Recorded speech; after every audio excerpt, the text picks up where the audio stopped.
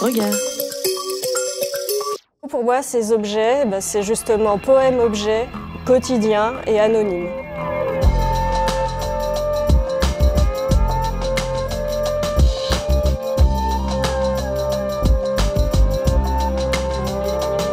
C'est une œuvre de ce qu'on qualifie aujourd'hui d'art brut, très ancienne, donc l'œuvre d'un patient, dans un hôpital sans doute à la fin du 19e ou au tout début du 20e siècle. Ce qui est particulier avec ces objets, c'est qu'on ne sait pas grand-chose de leur usage. Ils sont faits de petits objets du quotidien, récupérés sans doute à l'hôpital.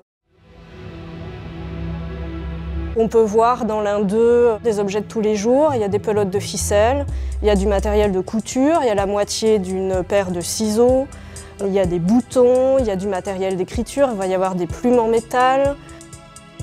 Dans l'autre objet d'Aliéné, celui qu'on appelle la petite soupière, on trouve justement une miniature de soupière. C'est un objet de dinette en fait. Il est accompagné de 2 dessins et surtout de 3 morceaux de texte manuscrits. Alors ils sont presque effacés aujourd'hui parce que cet objet est assez ancien. Et ce texte raconte un dialogue peut-être imaginaire entre l'auteur de l'objet et ses parents. Ce sont des objets qui ont été réalisés par des personnes dont on sait presque rien, mais on sait simplement que manifestement ils avaient un rôle très important pour eux.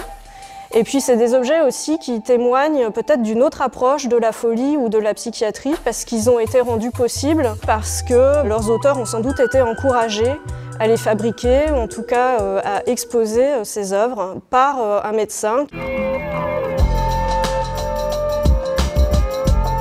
Ces objets d'Aliéné, en fait, ce sont les mots qui étaient utilisés par André Breton, le fondateur du surréalisme, qui a possédé ces objets. On pense d'ailleurs qu'ils ont influencé son propre travail, ses propres œuvres, parce qu'il a réalisé des poèmes-objets qui ressemblent beaucoup à ces sortes de casiers avec des parties vitrées et des textes intégrés dans l'objet.